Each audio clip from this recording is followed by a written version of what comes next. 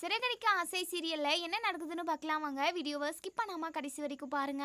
இப்போ நம்ம முத்து பாட்டிக்கிட்ட, பாட்டி தீபாவளியே கொண்டாடியாச்சு, நாங்கள் எல்லாரும் ஊருக்கு கிளம்புறோம் பாட்டி, வேலை நிறைய இருக்குது அப்படின்னு சொல்லிட்டு நம்ம பாட்டிமா இருந்துட்டு, சரிடா முத்து போயிட்டு வேலையை பாருங்க, ஏதோ பண்டகை நாளில் மட்டும் நீங்கள் குடும்பமாக இங்கே வந்து சந்தோஷமாக இருந்தால் அதே எனக்கு போதும்டா, அதே மனசுக்கு நிறைவாக இருக்கும்.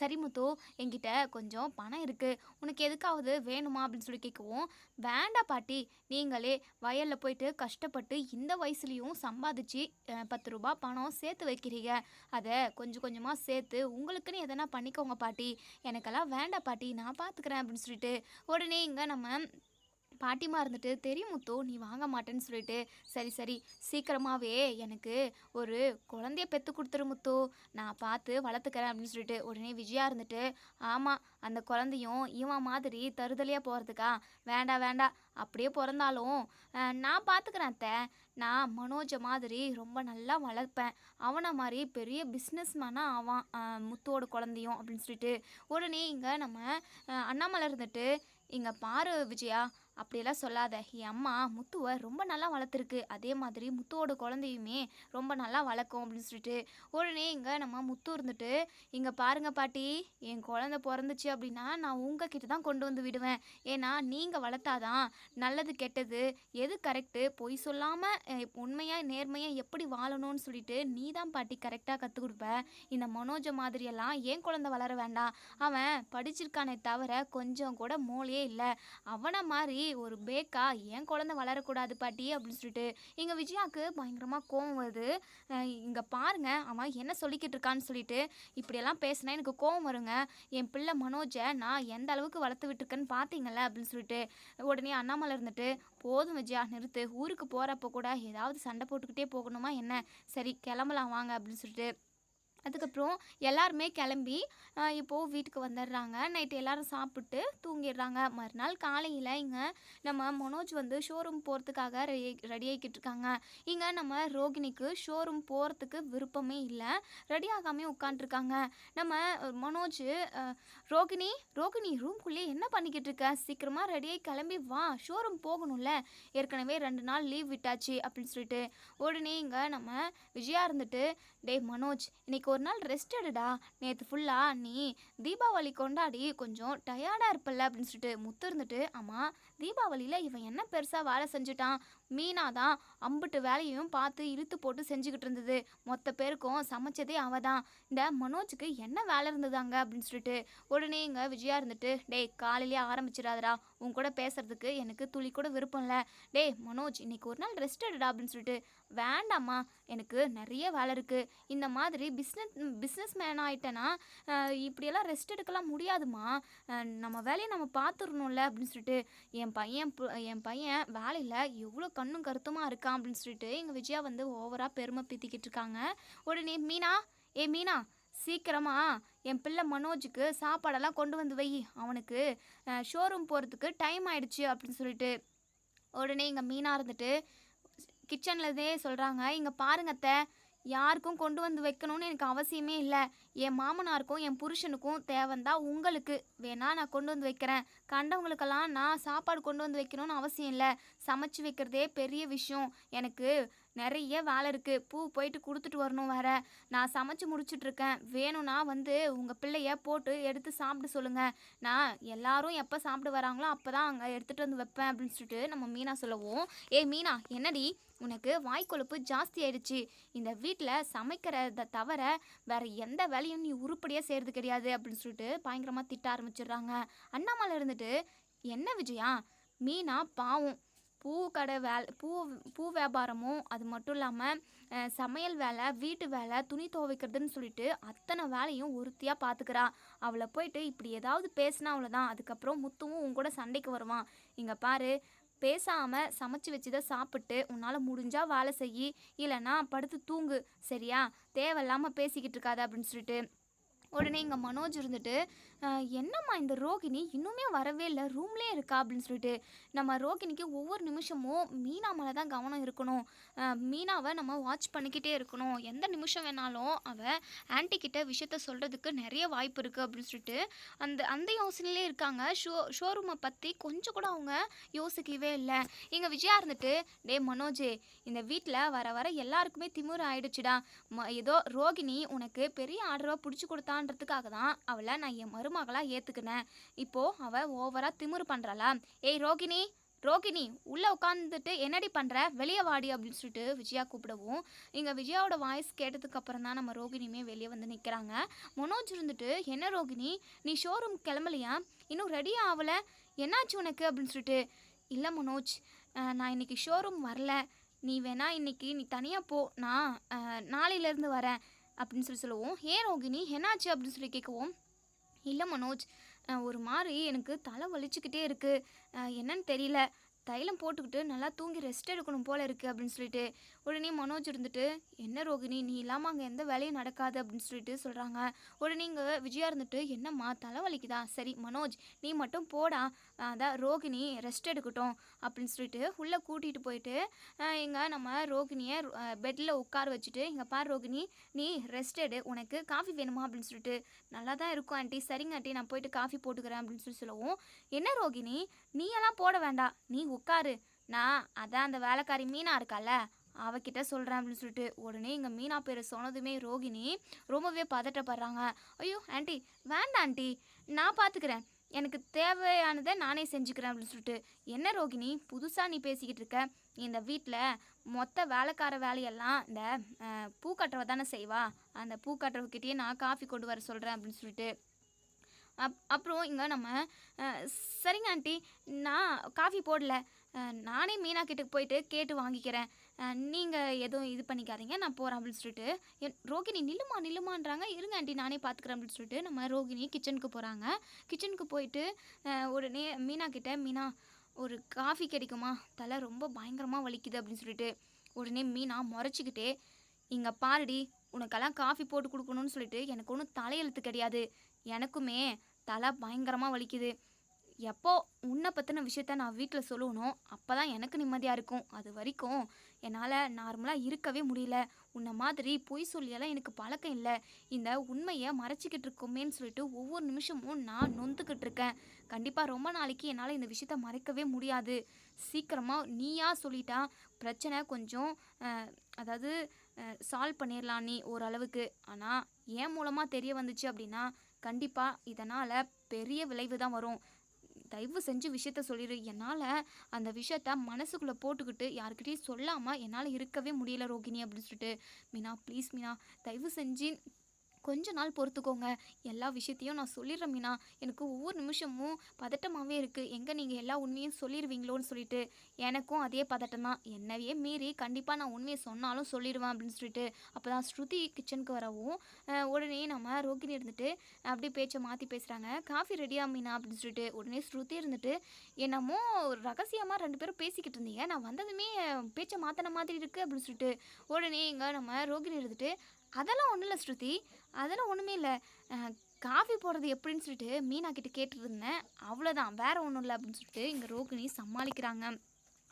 நம்ம ரோகிணி ஒவ்வொரு விஷயத்துலேயும் ஒவ்வொரு பொய்யை மறைக்கிறதுக்காக அடுக்கடுக்காக நிறைய பொய் சொல்கிறாங்க.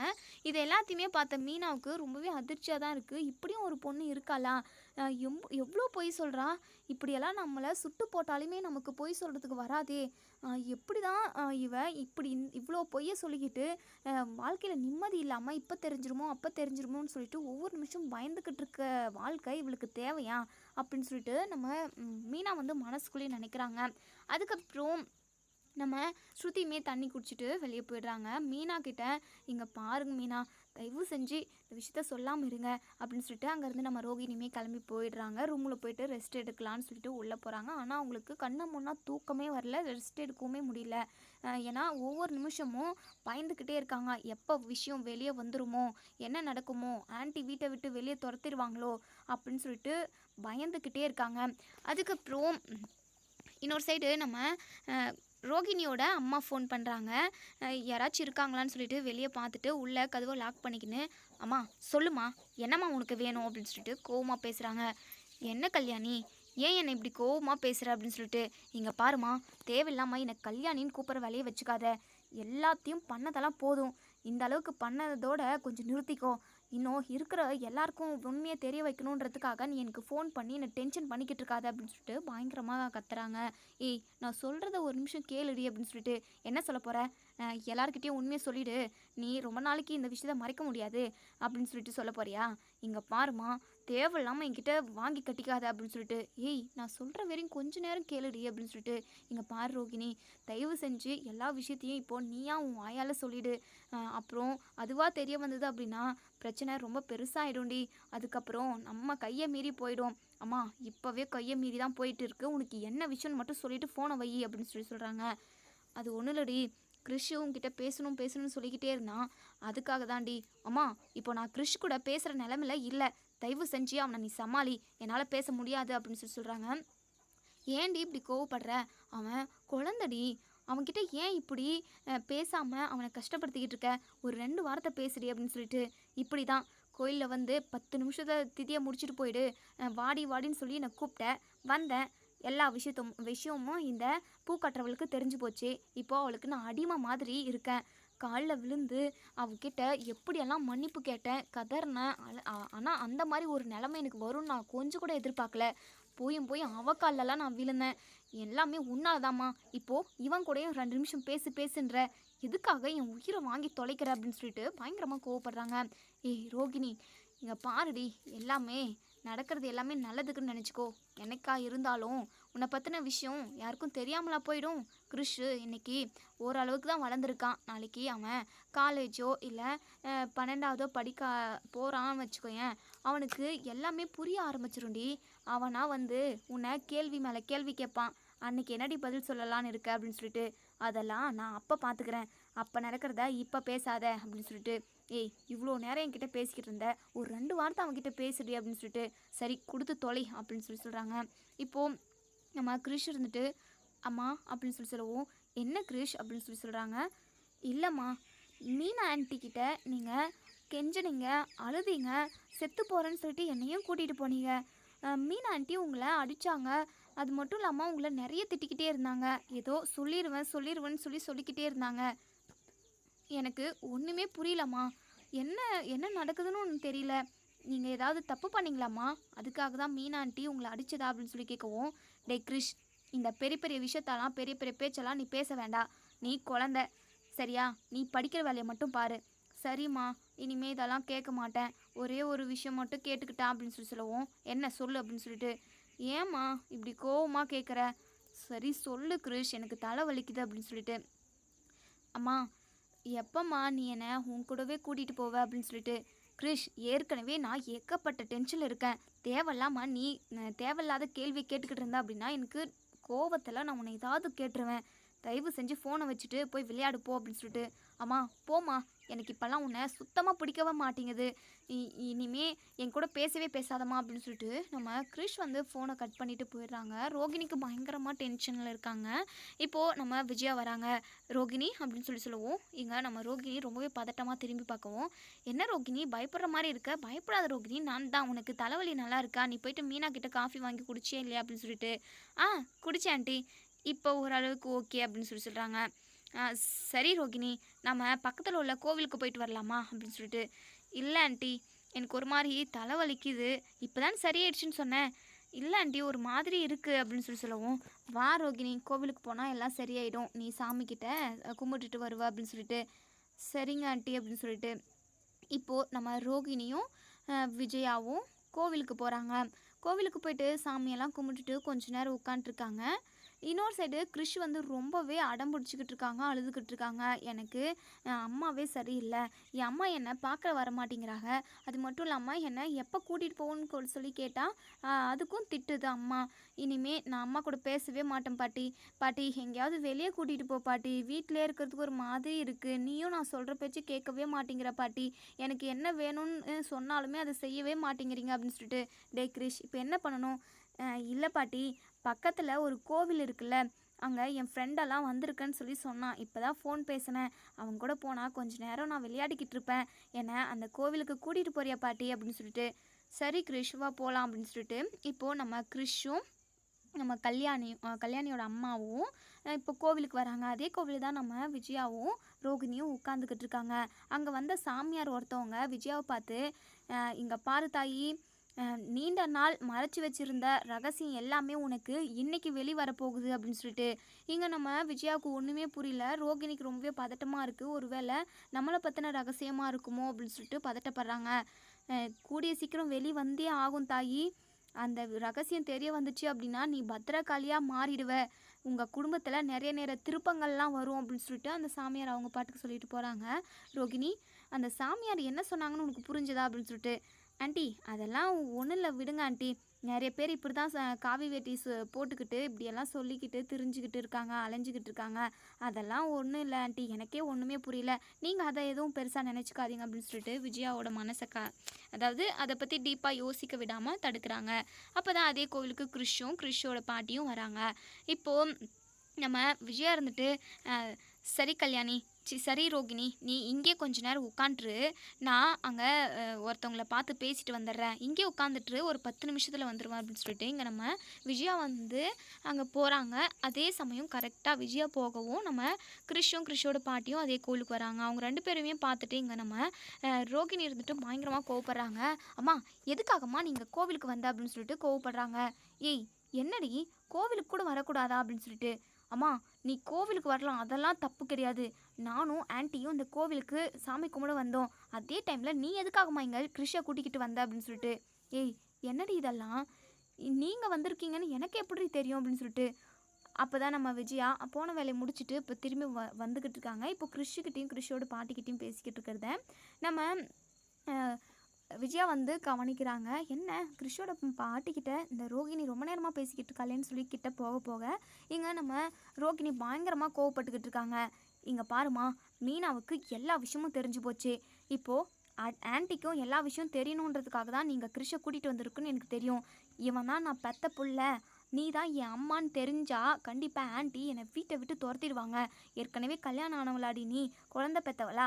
எல்லாத்தையும் மறைச்சி என் பையனை நீ கெடுத்துட்ட, என் பையன் வாழ்க்கையே அழிச்சிட்ட அப்படி இப்படின்னு சொல்லிட்டு என்னை வீட்டை விட்டு துரத்திடும், பரவாயில்லையா அப்படின்னு சொல்லிட்டு. இதெல்லாம் கேட்ட நம்ம விஜயா பயங்கரமாக ஷாக் ஆகுறாங்க. உடனே இங்கே நம்ம கிறிஷோட பாட்டி இருந்துட்டு, இங்கே பாரு கல்யாணி, என்னைக்கா இருந்தாலும் இந்த விஷயம் உன் அத்தைக்கும் உங்கள் வீட்டில் உள்ள எல்லாருக்குமே தெரிய வரதான் போகுது. எனக்கு என்ன தோணுதுன்னா, நான் கோவிலில் வச்சு சொல்கிறேன், நீ இந்த விஷயத்த உன் ஆன்ட்டிக்கிட்ட உன் அத்தைக்கிட்ட இந்த கோவிலை வச்சே சொல்லிடு. எப்படியாவது காலை கையை பிடிச்சாவது நீ மன்னிப்பு கேளுடி, எல்லாம் சரியாயிடும் அப்படின்னு சொல்லிட்டு. இங்கே பாருமா, ஏற்கனவே மீனாவுக்கு இந்த விஷயம் தெரிஞ்சிருச்சு. அவள் எத்தனை நாளைக்கு சொல்லாமல் இருப்பான்னு எனக்கு தெரியல. இப்போது ஆன்ட்டிக்கும் தெரிஞ்சிச்சு அப்படின்னா முடிஞ்சு சொல்லியே. ஆன்ட்டி தான் முக்கியமான பார்ட்டே. ஆன்ட்டிக்கு தெரிஞ்சிச்சு அப்படின்னா கண்டிப்பாக மனோஜ் கூட ஒன்று சேர்ந்து என்னால் கடைசி வரைக்கும் வாழவே முடியாது அப்படின்னு சொல்கிறாங்க. இதை கேட்ட நம்ம விஜயா பயங்கர கோவமாக வந்து ரோகிணியை பல்லார்னு ஒரு அறை விடுறாங்க. ரோகிணி கிருன்னு சுற்றின்னு போயிட்டு ரொம்ப தூரத்தில் விழுறாங்க. நம்ம கிறிஷ் இருந்துட்டு, பாட்டி என் அம்மாவை அடிக்காதீங்க பாட்டி, ஆளுக்கு என் அம்மாவை பிடிச்சி அடிச்சுக்கிட்டே இருக்கீங்க. என் அம்மா அப்படி என்ன தப்பு பண்ணிருச்சு, ப்ளீஸ் பாட்டி என் அம்மாவை அடிக்காதீங்க அப்படின்னு சொல்லிட்டு. ஏய் சி பிச்சைக்கார நாயே, தொடாத, பக்கமாக போ, என்ன நடக்குதுங்க அப்படின்னு சொல்லிட்டு. உடனே நம்ம ரோகிணி ஓடி வந்து விஜயாவோட காலில் விழுந்துக்கிட்டு, ஆண்டி ப்ளீஸ் ஆண்டி, இங்கே எதுவும் நடக்கலை ஆண்டி அப்படின்னு சொல்லிட்டு. இங்கே பாரு ரோகிணி, எதுவும் நடக்கலைன்னு சொல்லாத. நீயும் உன் அம்மாவும் பேசிக்கிட்டு இருந்த எல்லாத்தையுமே நான் கேட்டுட்டேன். இவ்வளோ கீழ்த்தரமான கேவலமான குடும்பத்திலேருந்து வந்தவளா நீ? அது மட்டும் இல்லாமல் ஏற்கனவே உனக்கு ஒரு கல்யாணம் நடந்திருக்கு. இந்த கிறிஷம் உன்னுடைய பையன் தானா? எத்தனை டைம் நம்ம வீட்டுக்கு வந்திருப்பான், அப்போல்லாம் தெரியாத மாதிரி நடிச்சுக்கிட்டு இருந்தல. ஏற்கனவே கல்யாணம் ஆகிட்டுருக்கு உனக்கு. என் பையன் மனோஜை முட்டாளாக்கியிருக்க. சி, உன்னெல்லாம் பார்க்கவே எனக்கு அருவெறுப்பாக இருக்குது அப்படின்னு சொல்லிட்டு ரோகிணி முகத்தில் காரி துப்புறாங்க. இங்கே ரோகிணிக்கு பயங்கரமாக அழுகழுகையாக வருது. இங்கே நம்ம ரோகிணியோட அம்மா இருந்துட்டு, இங்கே பாருங்கள் சம்மந்தி அம்மா அப்படின்னு சொல்லவும், சி சம்மந்தி அம்மான்னு சொன்னேன் அவ்வளோதான், வாயெல்லாம் உடைச்சிருவேன். உனக்கு என்ன தகுதி இருக்குது என்னை சம்மந்தின்னு சொல்லி கூப்பிட்றதுக்கு? பிச்சைக்கார குடும்பத்திலேருந்து வந்துட்டு நீங்கள் இவ்வளோ நாடகம் நடித்து என் பிள்ளையை ஏமாற்றிட்டீங்கல்ல. இவ்வளோ கேவலமாக பொய் சொல்லுவோன்னு சொல்லிட்டு நான் கொஞ்சம் கூட எதிர்பார்க்கல ரோகிணி. மனோஜ் கூட கல்யாணம் நடக்கிறதுக்கு முன்னாடியே உனக்கு கல்யாணம் நடந்திருக்கு அப்படின்னு சொல்லிட்டு. ஆண்டி நான் சொல்கிறத கொஞ்சம் ஒரு நிமிஷம் கேளுங்க ஆண்டி. அடச்சி வாயை மூடு. நீ வாயை திறந்தாவே பொய் தான். பணக்கார குடும்பம், 300-400 கோடிக்கு நான் அதிபதி, மலேசியா அப்பா அது இதுன்னு சொல்லிட்டு என்னெல்லாம் ரீல் விட்ட. அதுக்கப்புறம் சரி இனிமேல் நீ எந்த பொய்யும் சொல்ல மாட்டேன்னு சொல்லிட்டு உன்னை வீட்டிலே வச்சுக்கிட்டு இருந்தோம். ஆனால் உனக்கு பின்னாடி இவ்வளோ பெரிய ரகசியம் இருக்கா? இப்போ தான் எனக்கு இந்த விஷயமே தெரிய வருது. இவ்வளோ நாளாக எங்கள் குடும்பத்தில் உள்ள எல்லாரையுமே நீ ஏமாற்றிக்கிட்டு இருந்திருக்க. உனக்கு கொஞ்சம் கூட வெக்கமாகவே இல்லையா அப்படின்னு சொல்லிட்டு பயங்கர கோவமாக இங்கே விஜயா வந்து ரோகிணியை வெளுத்து வாங்குறாங்க. இங்கே கிறிஷ் இருந்துட்டு இங்கே பாருங்க பாட்டி, என் அம்மாவை எதுக்காக திட்டுறீங்க அப்படின்னு சொல்லிட்டு. டேய் வாயை மூடுறா. கண்டதுங்கெல்லாம் வந்து வீட்டில் நுழைஞ்ச மாதிரி நீங்கள் 3 பேரும் எல்லாருமா சேர்ந்து என் பையனோட வாழ்க்கையை அழிச்சிட்டிங்க. ஏற்கனவே கல்யாணம் ஆனவ எவனுக்கு கழுத்தை நீட்டினாலோ எவனுக்கோ குழந்தைய பெற்றுட்டு வந்துட்டு என் பையன் வாழ்க்கையே அழிச்சிட்டா அப்படின்னு சொல்லிட்டு பயங்கர கோவமாக பேசிக்கிட்டு இருக்காங்க. உடனே எங்கள் கிறிஷோட பாட்டி இருந்துட்டு, என் பொண்ணை மன்னிச்சிருங்கம்மா, என் பொண்ணுக்கு பிடிக்காத ஒரு வாழ்க்கையை வயசானவனுக்கு ஒருத்தவனுக்கு நான் கல்யாணம் பண்ணி கொடுத்துட்டேன். நான் அப்போ ஏதோ தெரியாமல் அப்படி ஒரு தப்பை பண்ணிட்டேன். இப்போது என் பொண்ணு ரொம்ப ரொம்ப கஷ்டப்பட்டு அந்த வாழ்க்கையிலேருந்து மீண்டு வந்தா. அது மட்டும் இல்லாமல் அவன் செத்து போயிட்டான். அதுக்கப்புறம் கிருஷை ரொம்ப கஷ்டப்பட்டு தான் அவள் பெற்றெடுத்தா. அதுக்கப்புறம் மனோஜ் மாப்பிள்ளையை தான் பார்த்தா. அதுக்கப்புறம் அவங்க 2 பேருக்கும் பிடிச்சி போய் நீங்களே கல்யாணம் பண்ணி வச்சிங்க அப்படின்னு சொல்லிட்டு லைனாக சொல்லின்னு வரவும் இங்கே விஜயாவுக்கு பயங்கரமாக கோவம் வருது. இங்கே பாரு, என் பையனை மாப்பிள்ளை கீப்பிள்னு ஏதாவது சொன்னேன் அவ்வளோதான். ஏய் ரோகிணி, நீ வீட்டுக்கு வரவே கூடாது. இன்னையோட நீ யாரோ நான் யாரோ. என் பையன் கூட நீ எப்போவுமே பேசக்கூடாது. என் பையனுக்கு நாளைக்கே ஒரு நல்ல பொண்ணாக பார்த்து கல்யாணம் பண்ணுறேன் அப்படின்னு சொல்லிட்டு இங்கே நம்ம விஜயா பயங்கர கோவமாக வீட்டுக்கு போகிறாங்க.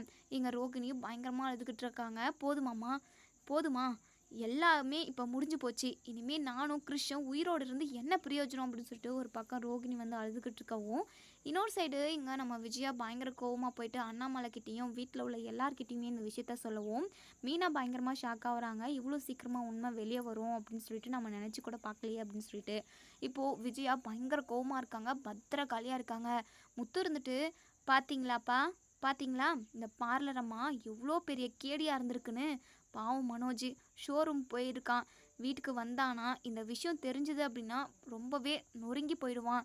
மற்றவங்கள தான் அவன் ஏமாற்றிக்கிட்டு இருந்தான். ஆனால் அதாவது மற்றவங்களன்றதை விட நம்ம குடும்பத்தில் உள்ள ஒருத்தரையுமே ஏமாற்றிக்கிட்டு இருந்தான்.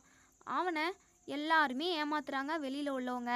இந்த பார்லரம்மா இவ்வளோ பெரிய கேடி வேலையை பார்த்த விஷயம் மனோஜுக்கு தெரிஞ்சுது அப்படின்னா அவ்வளோதான், அவன் நொறுங்கி போயிடுவான் அப்படின்னு சொல்லி சொல்கிறாங்க.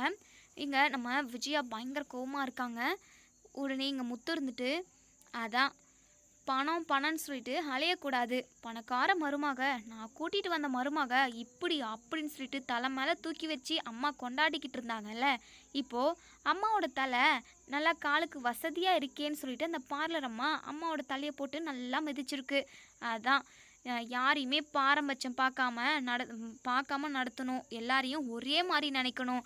ஒருத்தவங்க இப்படி ஒருத்தவங்க அப்படி, இவங்க தான் பெரிய இது பணம் வச்சுட்டு இருந்தா இவங்க வானத்தை மேலே தான் இருக்கணும்னு சொல்லிட்டு தலைமையில தூக்கி வச்சு ஆடிக்கிட்டு இருந்தாங்களப்பா.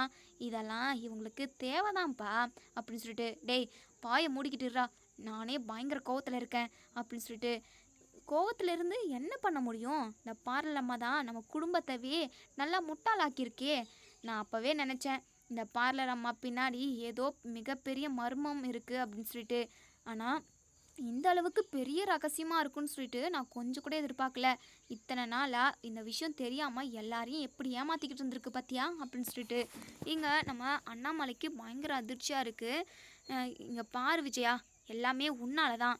பணக்கார மருமகன்னு சொல்லிட்டு நீ அவளை தரையில் தங்க விடாமல் உன் தலைக்கு மேலேயே வச்சுக்கிட்டு இருந்த. இன்னைக்கு அவள் எல்லாரையுமே ஏமாத்திட்டால. பாவம் மனோஜ், இந்த மனோஜோட வாழ்க்கையே முடிஞ்சு போச்சு அப்படின்னு சொல்லிட்டு. ஏங்க, மனோஜோட வாழ்க்கை முடியலைங்க. நான் எதுக்காக அவனோட வாழ்க்கையை முடிய வைக்கணும்? அவனோட வாழ்க்கை இனிமே தாங்க ஆரம்பிக்க போகுது அப்படின்னு சொல்லிட்டு. என்ன சொல்கிற விஜயா அப்படின்னு சொல்லிட்டு. ஆமாங்க, தப்பு பண்ணது அந்த ரோகிணி, அவள் தான் தண்டனை அனுபவிக்கணும். நான் மனோஜுக்கு எங்கள் சொந்தக்காரவங்களே ஒரு பொண்ணு இருக்குது, அந்த பொண்ணுக்கு மனோஜ்னா ரொம்ப பிடிக்கும். மனோஜுக்கு கல்யாணம் ஆயிருக்க விஷயம் தெரியாமல் வந்து என்கிட்ட போன வாரம் கூட மாப்பிள்ளை கேட்டாங்க. நான் தான் என் பையனுக்கு கல்யாணம் ஆயிடுச்சுன்னு சொல்லி வச்சுருந்தேன். எப்படியும் அந்த சம்மதத்தை எப்படியாவது அவங்க கையில் காலில் விழுந்தாவது அந்த சம்மந்தத்தை பேசி முடிச்சிருவாங்க. மனோஜுக்கு இன்னொரு வாழ்க்கையை நான் அமைச்சு கொடுக்க போகிறேன் அப்படின்னு சொல்லிட்டு இங்கே அண்ணாமலை இருந்துட்டு, வேணாம் விஜயா, அவசரப்பட்டு எந்த ஒரு முடிவும் எடுத்துடாத, எதுவாக இருந்தாலும் நிதானமாக பொறுமையாக பேசி முடிவு எடுத்துக்கலாம் அப்படின்னு சொல்லிட்டு நம்ம விஜயா இருந்துட்டு, இங்கே பாருங்க, அப்படியெல்லாம் என்னால் மனோஜ் விஷயத்தில் பொறுமையாக இருக்க முடியாது.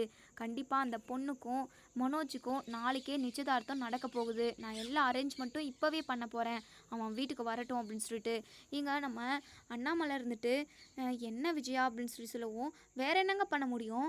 அவள் இவ்வளோ பெரிய துரோகத்தை இந்த குடும்பத்துக்கு பண்ணியிருக்கா, ஒவ்வொருத்தரையுமே ஏமாத்திருக்கா, எவ்வளோ அழகாக கேம் விளையாடிருக்கா பார்த்தீங்களாங்க. நம்ம பையன் பாவங்க, என் புள்ள மனோஜ் கஷ்டப்படக்கூடாது.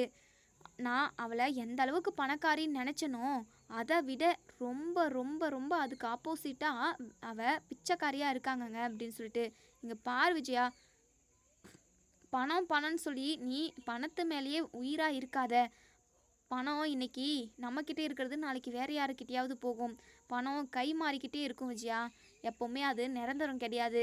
அவங்களோட மனசும் நல்ல குணமும் தான் நமக்கு முக்கியம் அப்படின்னு சொல்லிட்டு, சரிங்க, சும்மா வசனமெல்லாம் என்கிட்ட பேசிக்கிட்டு இருக்காதீங்க, மனோஜுக்கு வேலையாக கல்யாணத்தை பண்ணணும் அப்படின்னு சொல்லிட்டு சொல்லிக்கிட்டு இருக்காங்க. இதோட இந்த ரிவ்யூ முடியுது. இதுக்கப்புறம் என்ன நடக்குது சொல்லி வெயிட் பண்ணி பார்ப்போம் ஃப்ரெண்ட்ஸ். நம்ம விஜயா நினச்ச மாதிரி மனோஜுக்கு கல்யாணம் பண்ணுவாங்களா, இல்லை ரோகிணி எப்படியாவது கையில் காலில் விழுந்தாவது அவங்கள அவங்க ஏற்றுக்க வைப்பாங்களா அப்படிங்கிறத நம்ம வரப்போகிற எபிசோடில் பார்ப்போம். ரோகிணிக்கு வந்து சிறந்த தண்டனையை கொடுக்கணும், தகுந்த தண்டனையை கொடுக்கணும், தப்பு பணத்துக்கான தண்டனையை அவங்க அனுபவிச்சே ஆகணும்னு நினைக்கிறவங்க இந்த வீடியோ கீழே கமெண்ட் பண்ணி தெரிவிங்க. தேங்க்யூ.